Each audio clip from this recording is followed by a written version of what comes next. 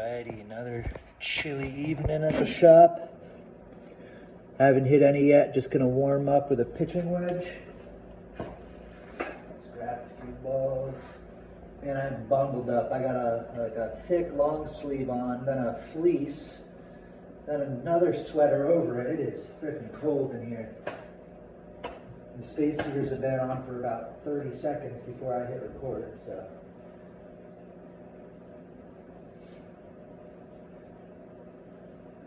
Alright, nice and easy. Felt good. Decent first strike. Probably should at least my first strike. It might have been a little heely. That's pretty pure right there. I've mentioned it before. I've just always been a little bit more of a toe ball hitter. I want to check my loft and lies on these irons because I haven't touched them in like a while because I took a lot of time off and I had these irons. They were fairly fresh before then. I mean, really, they haven't been touched in pushing 5 years. Just a couple of the clubs, I feel like the lie angle is a little bit off. Not this one. I feel like my 7-iron, particularly, is just a hair off. Might be just a little flatter than I want it.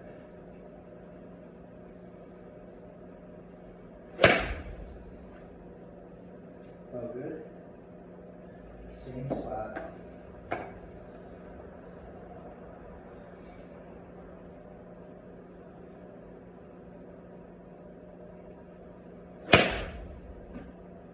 That felt good. All three of them right on the same spot. Okay, let's start fresh.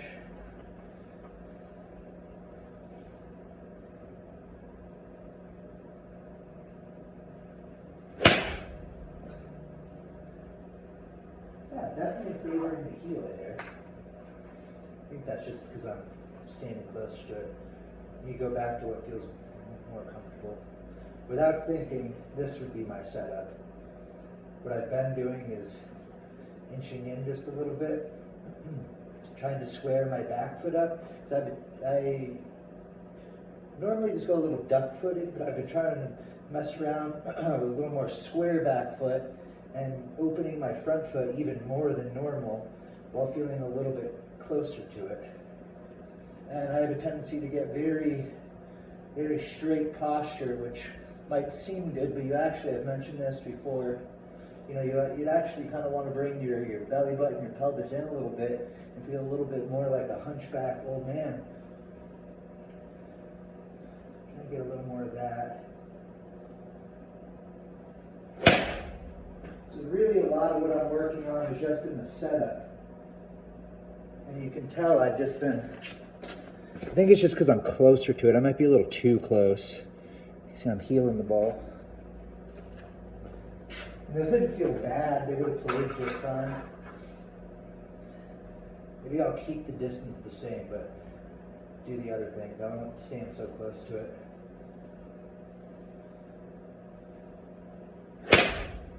Yeah, see, go back to my comfortable distance, and that thing was fucking ripped.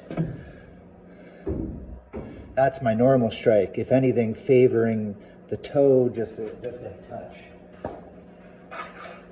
And the way I have my clubs weighted, it is, what was it, 2, 4, 6, 8, so, or no, it's only 1, 2, 3, 4, 5, 6 extra grams of weight on the back, but a lot of it, I have more of the weight on the toe. Now, even if you put a ton of lead tape all on the toe, it is hard to move that center of gravity more than like a millimeter or two on an iron. So I don't know if it does much, but I did push a little bit of that weight a little more towards the toe. So it might only be like a millimeter at the most difference, but the way I have it weighted is a little bit more toe bias on these. And I've always just liked a heavier club. I don't like too light of a club head. I don't mind a light shaft as long as the club head has weight to it.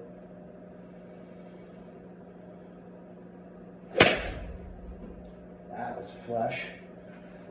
yeah, that's just my normal setup, or basically my normal setup, and right on the button. Maybe I'm not too far away from it, but I am kind of changing again. Like this would be normal. I don't know if you can really see it, but both my feet are a little duck-footed out. So I'm just trying to square my back foot, but you never really want a squared front foot. You always want that front foot open for a couple reasons. For one, if that front foot's open, it allows you to turn through better and have a nice solid finish. For two, it allows the hip to clear better, get out of the way, backy and left. For three, it's just less stress and twisting on your leg and your hip joints. Because think if I did the opposite, if that foot was kinked square or even kinked in a little bit, when I'm turning into my follow through, it's putting a lot of torque on my leg. So, I'll go the other way to the extreme. If I had my foot, there's nothing wrong with setting up like this, with like a very open front foot. You'll see every professional has at least, a little bit of their foot open, because it allows you to turn through better. I see a lot of amateurs that aren't very good, but they'll have like a very, very square stance. And I don't know if they think that's what they're supposed to do, but I assure you it is not. You want that foot bowed out like that, opened a little. The back foot, it kind of depends on your flexibility. If you have a square back foot and you're making a good connected turn, but maybe you don't have the most mobility in your hips and your upper body, and you get kind of a short backswing, especially if you're getting a little bit older, I would suggest the double duck foot, go duck foot. Because the same thing, it's going to allow your leg and your hip and everything to turn back further. Like square, I can basically go to there comfortably. But look what happens if I just move my foot. I can then go a lot further back. So I like the back foot pretty square to kind of limit myself because I get to a good point. But front foot always bowed out like that.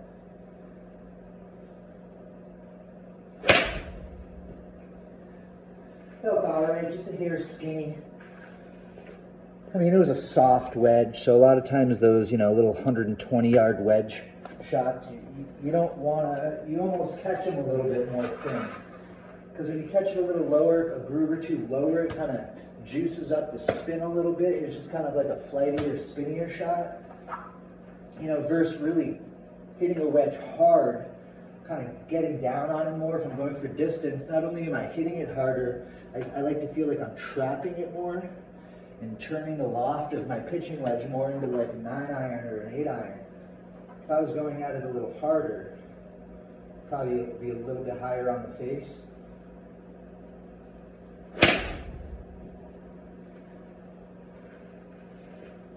Yeah, I mean, it's over one of the other ball marks, but the one before the last one was this low one, and that one I swung a little bit harder at is basically the highest one on there. Like I was saying, it'll go a little high on the face. And that's pretty good right there. That's about my normal strike pattern, where I might hit it a little bit toey sometimes, but that's really my miss. I usually don't flirt too much with the heel. But recently, trying to intentionally stand closer and all that, I've definitely been hitting a few more heel shots than normal. It always feels weird to me seeing a heeled shot.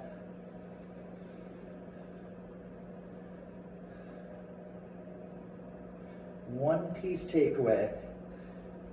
If you got a pocket on your shirt, there's usually like a breast pocket, you almost want that to follow your hands. You don't want to start back and leave your pocket behind. Or, you want to use your heart with every shot. Bring that heart with it. I forget exactly the phrase. I've heard someone say that before. In your backswing, you really want to bring everything with you. I see so many people just doing this, where they're still way back here. And they just use so much arms, it's not even funny. That's way too much arms in the swing. Because now if I actually do turn my shoulders, I'm over swinging and I should be here. But if I didn't overswing and didn't rotate my chest like they were, they do this, but if they had the normal amount of arm movement, they'd be this short. So they need to overswing to make up for their lack of chest rotation. So feel like you get as big of a chest rotation as possible. I always like to think of it, I've said this in a lot of videos, the triangle, I'm actually starting to warm up a little bit, but the triangle that your arms and your chest makes, I like to try to keep that going back basically as long as possible. It basically goes about halfway back. But the one mistake to look out for is in the process of trying to make that triangle go back, you don't want to get your back arm, your trail arm, out here floating. Trying to keep that triangle connected, but also almost like I had a glove in my armpit, So I'm trying to go back in one piece, but not let this go flying at the same time. So I'm keeping that pretty tucked. I can come back in one piece to about here, and then it kind of collapses a little bit, and that's the arm movement. Like, I've only turned my chest and not used my arms at all. Like I said, it's still straight in front of me. If I just swing like this, and I turn over here, the club's over there. So just keep the club right in front of you, right in front of your heart, basically, till about halfway back. And then from there, you just have that's the arm movement in the golf swing. It's that much. And back, keeping that armpit tucked, and that little bit of arm movement. Then you just rotate, rotate, rotate, and the momentum of everything releases. You don't need to start to throw it from the top or try to pick it up. No, you want to drive that thing down. Turn your pitching wedge into a 9-iron. Don't keep holding it though. That's the mistake. The hold. You do want to feel that feel of holding through impact can be real good, especially with your short irons and your wedges. But you still want to release. I almost feel like I'm just kind of holding it as long as I can. It's pretty hard to not release it, honestly. So it kind of just feels like I'm holding it as long as I can till I can't hold it anymore, which is basically impact as I'm releasing. Like, this is the feel, it's just like right there, but you're moving faster than this, so everything just goes right through.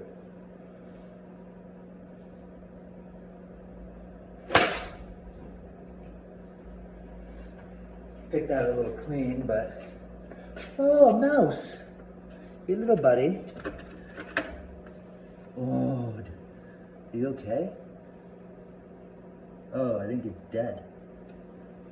Oh, nope, he is not dead. All right, whatever. There's lots of mice in here. No big deal. There's a lip about, I don't know, belly button high where the bottom of the wall is like cinder block, and then it goes to wood after that. So there's a little bit of a lip. I often will see mice running along that lip. If I leave, a plate here where I was eating some pizza or a box pizza, whatever, bag of chips, there's always some mice turds in it the next day.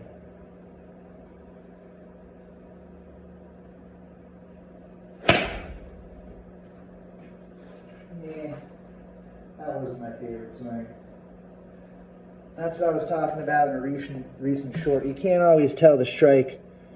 What was that one? I think that was that most heely one, which normally wouldn't have been too bad. But you can tell a little bit by that strike. Obviously, it was a little bit on the heel, but normally that much of a heel shot wouldn't make really a difference at all. But how it's a little bit higher than the rest, I think shows that it was just a little fat is basically it. But sometimes you'll have two identical ball marks where one shot was as flush as can be and the other shot was kind of mediocre. I mean, it also depends on, your caliber of player, because I hit a lot of bad shots that, a newer player would be one of their better shots. Personally, I want to hit a shot perfect, and if it's not, if it's not at least 9 out of 10 perfect, it's like, I don't think it's a good shot. even if it ends up near the hole a lot of times. All right, my stance. All right. This way, this way.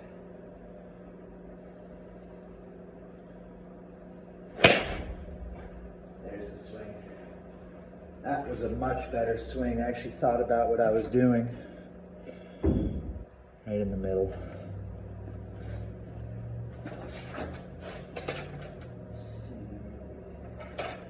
Get some 8-irons. Oh yeah, these are from the other day. I'm gonna keep the ball marks there and see if I can kind of follow those up.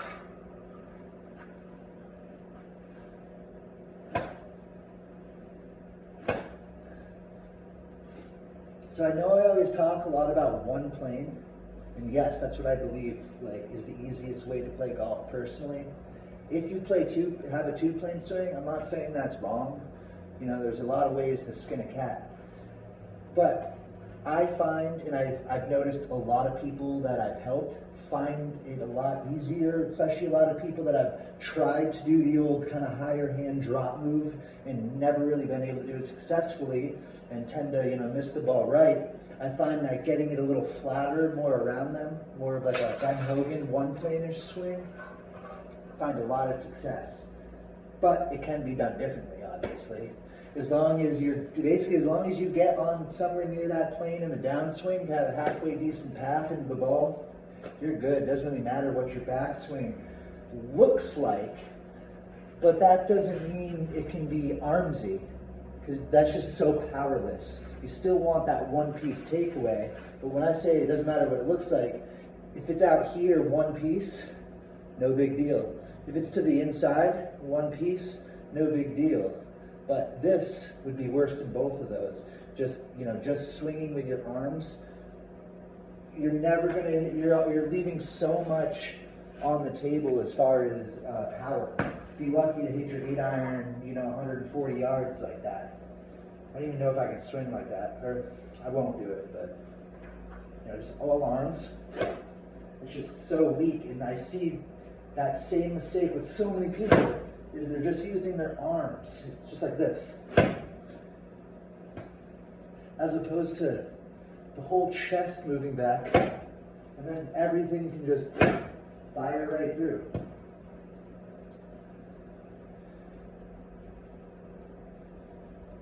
All right, new stance. Get it here, get it there.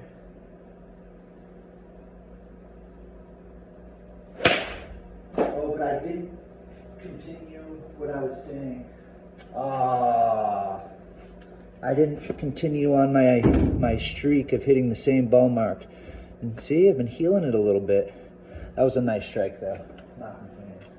But what I was getting at with the backswing, so obviously I've mentioned a million times, keeping the 1-plane, keeping a connected one-piece takeaway. I've mentioned that my particular cup of tea is very close to a 1-plane swing, just riding that plane of glass back and through. Why do I keep hitting that? But what I was going to say, that doesn't mean I just feel straight back, straight through per se with my hands. I think a great feel to have, well, I'm going to exaggerate it a little bit, is just with your hands. I'm not trying to come out and then in like this, but I'm trying to, with my lead wrist, basically have a little bit of extension or a tiny bit of cup like this. That would be bowed, this would be cupped, that would be flat square, or extension instead of cupped, or flexion instead of bowed. They're just different terms meaning the same thing. So basically on the backswing, I try to keep the club a little bit more outside my hands. See, if I go to square, it's here. If I get bowed or flexion, it comes inside. Square, a little bit of cup. So I try to feel just a hair cupped on the way back. And then at the top, I'm kind of going from cupped to bowed. Right there, which kind of just lets that club lay down a little bit. Honestly, a lot of times it feels like I'm doing this and, Sergio Garcia laying it down. But if you notice, my hands are essentially still drawing on that plane. You know, my hand is still on this same plane. It's just the way my wrists are oriented that gets that club laying down. Kind of gets that club pitched behind you a little bit. You know, it's a little more subtle than that. Really, I'm kind of like here to there. But you see how there's that little bit of a move? And that's to really keep, you don't want the opposite. You always want your club favoring that lay down in the back. Because that's why it's not good to get the club too much inside with your hands off the ball. Because if you come this way, then you're going to have to steepen the club on the way down. So if you kind of keep that on the way back, it just helps everything stay on that perfect one plane. It's just a little bit of a feel. Those are even a little exaggerated right there. But that is a great feel to have, especially if you tend to get a little steep. Just feel like that move right there, I've mentioned it before, I've practiced that so many times of just getting the club back to where this is dead square, dropping it inside. And I've mentioned this before too, that here's an old crusty spoon. You can use a ruler, a marker, an old crusty spoon. I've seen people use wrist braces for like a sprained wrist. So you just jam something in the back of your glove right here, something straight. And do it this way. Something straight.